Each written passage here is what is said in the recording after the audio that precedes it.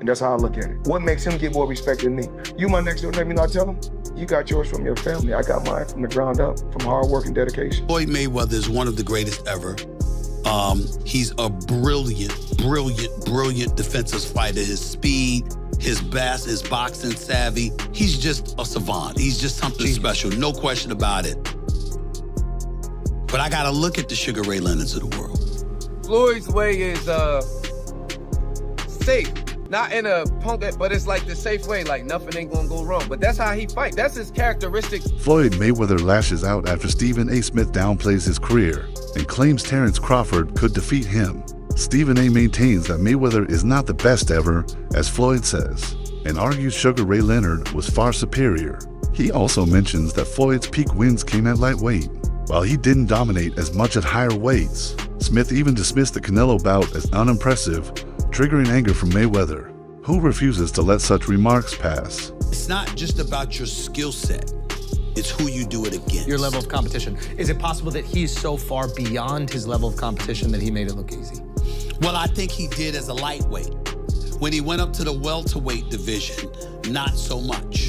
You know what I'm saying? Now, if taking out Canelo the way he took out. Well, he just gave him a boxing lesson, but Canelo's 22 years old. See, I remember That's that. an excuse, though. I don't like this, like he's 22, he's too young. I will tell you this. Well, you know, you do have to take that into consideration. The guy had 100 fights. Well, let me explain. You have to take that into consideration when boxing is the issue. Now, if he got knocked on his ass, that's different. But when he simply got schooled, when you swinging a punch and Floyd is tapping you on your shoulder saying, I'm behind you, that's a problem. You understand what I'm saying? That's just a skill, like, you know, we could credit Floyd with that. Of course, I am crediting. I'm saying he's a brilliant boxer. You know, this Floyd knew how to move before you even threw the damn punch. You see what I'm saying? You gotta be a veteran to know how to overcome that. You can't put a novice into the ring with Floyd Money Mayweather. You understand? He's going to school you.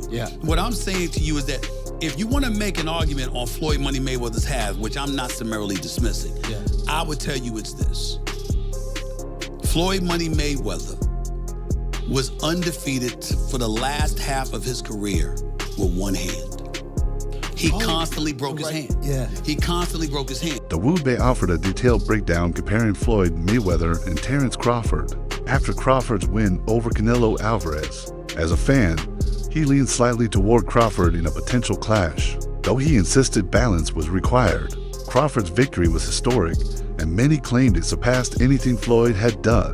Yet Bay reminded everyone that Floyd also schooled Canelo, only at a time when Canelo was still maturing. He noted that overlooking Floyd's greatness for Crawford is unfair, since both added something rare to boxing. To Bay, the truth sits in the middle. Crawford deserves praise for beating Canelo so decisively, but Floyd's showing was equally legendary and should not be ignored. That Bud goes about it a little bit better than Floyd in this sense. Floyd will when Floyd fought Canelo, he was standing right there. He wasn't running and all of that. He wasn't doing all of the stuff that they say, oh, runner, Mayweather's a runner. He wasn't doing that versus Canelo. He was right there. Because I can't even really remember Canelo catching him like that, like with nothing. With Bud, I could remember Canelo catching Bud a couple times, but Bud gave him the, all right, put your foot out, what's up? Boxing turn, boxing turn, boxing turn. And was really standing there and giving it to him with another type of energy. The energy is more so all right, what's up? You can't beat me. Floyd energy be bop, bop, I'm better than you. You see what I'm saying? They don't really be respecting that all the time. They'll acknowledge it yo, I ain't gonna lie, be hard to catch. But they be nah, you didn't beat me up. Bud go about his fights in a way where the Mexican fan base gotta be I ain't gonna lie, Canelo, he hollered at you. He came at you too. He didn't just be better than you. He was better, and then he was all right, I'm gonna come at you. And I think they really respect that. Shit, I respect it. I don't think it's not, I think the less you get hit, the better. I'm always gonna take it that way. So, you know what I'm saying? As a boxing fan, the kind of boxing fan that I am, I would have leaned towards Floyd's performance, but Bud's performance was if I'm a casual fan, I'd rather watch the way. Trainer Boosie Ennis spoke strongly about Terence Crawford's position in boxing. He addressed doubters who questioned Crawford's record, saying Crawford has proven repeatedly that he is among the very best of this era, and highlighted his willingness to take risks against anyone. Crawford, he said, never avoided dangerous opponents. In Ennis's eyes, Crawford thrives in risky situations, which sets him apart from others. By continuously pushing himself against elite fighters, Crawford built a place among boxing's greats. He urged that people stop downplaying Crawford's achievements and instead acknowledge that few in history have been as versatile, bold, and successful as Crawford has. I think he could have got to stop it. He'll tell you that. He'll be able to sit down a little bit more. But I tell you, Terence can fight, and he can box. And he can fight. He'll fight that side. He take chances, man. You know what I mean? And that's how you be great, man. If he wanted to be greatest out there now, I think he's great. I think he's the best out there right now in that division. You know what I mean? What's left? For Terence? Yeah. If I was Terence, I would retire. That's what I would do. He did everything, man. He's done everything, man. You know what I mean? Look how many titles he done won. All that stuff, you know what I mean? I think I'll go off on the sunset, man. You know what I mean? You don't need no more money. You know what I mean? Crawford's longtime trainer Brian Bomac McIntyre insists his fighter still has a few big fights left. Bomac believes Crawford could compete 2 or 3 more times before walking away. He mentioned the idea of moving up to 160 pounds, stressing it would be less about collecting belts and more about cementing an already Hall of Fame career. Bomac emphasized that Crawford has already secured his place in history with monumental wins and becoming undisputed in multiple weight classes. Yet, chasing more titles at higher weights excites both the team and fans. He said Crawford is no longer chasing approval. Instead, he is fortifying his standing among legends, pursuing opportunities only rare fighters dare attempt. For the second time. They can't take it away from him either. Does this one mean more to you than the other ones? Yeah, it does. Yeah. It gives us the opportunity as a team to go into the Hall of Fame. Instead of a fighter going in there, instead of a coach going in there, it gives us a better chance of going there as a team. Well, congrats on that. I know that means a lot to you and the team. Definitely that. I asked Bud this after the fight 2 weeks ago. Would he consider this his signature win? He said, yeah, one of them. Do you think that was his signature win of his career? Well, the last fight? Yeah, the Canelo one. Oh, hell yeah. Yeah. Because he was the underdog. Everybody thought that, he was going to get beat. That he was going to get beat. Surprising. So what's next for Bud? What do you want to see him do? I just want to see him, spend time with his family because, training for a fight, you be gone a long time. You're going away from your family. It can take a toll on you after a while. So, as his trainer, do you feel like you should just sell off into the sunset after this monumental well, win? you know what? They made it look so easy. Shit. You know what I'm saying? Shit, got 2, 3 more in him and shit. You know what I'm saying? Training camp will try harder. You know what I'm saying? Timothy Bradley gave heartfelt remarks about Terence Crawford's influence on the sport. He explained that young boxers often battle doubt, especially when critics undermine them. Crawford, however, showed what persistence and determination could achieve. Despite early skepticism, Crawford consistently silenced critics with his results in the ring. Bradley stressed that Crawford became an inspiration for the next generation by achieving what many thought impossible, becoming undisputed multiple times in different divisions. For Bradley, Crawford stands for more than titles. He represents belief, bravery, and the proof that hard work overcomes criticism. Young fighters now look at Crawford not only as a champion, but as a role model who proves never giving up pays off. The man that you have become, you're a true inspiration to the youth, man. Anybody that's troubled, any troubled kid out there, man, they can look at you and say, hey, man, I got a fighting chance to get myself out the situation. All I got to do is make that choice. That's what you did, Crawford. You made that choice, man. You made that choice to change, bro. You saw it going down, man, years ago, man, in 2008, man, when that bullet came through that window, you knew you had to do something or you'll end up 6 feet under, bro. So that courage that you had, man, and that will that you had, and that mindset of change, man, and the gym, you know, grooming you and turning you into a man, because that's what boxing does. See, people don't understand, man, that boxing is more than just throwing punches. You know, boxing teaches you discipline. You know, it teaches you love for people, love for others, man. You know, working together. You know, you're there constantly every single day, man. You know, spending time there perfecting a craft, man. Perfecting yourself, understanding yourself, learning more about yourself each and every single day. You push it inside the gym. You know, boxing is more than just throwing punches, man. You know. Floyd Mayweather's story went beyond boxing. As Oladipo explained, Mayweather built a distinct personas: Pretty Boy Floyd and Money Mayweather that captured public imagination. As Pretty Boy, he was a daring puncher who produced knockouts. Later, as Money Mayweather, he became the ultimate businessman, mastering defense and turning every match into a global spectacle. His pay-per-view success and marketing sense made him bigger than the sport. Oladipo credited Floyd's genius inside and outside the ring, noting that he built a model modern fighters still try to follow. By combining technique with entertainment, Mayweather became more than a boxer. He became a cultural icon and the designer of boxing's modern economy. I'm sorry. He's a genius.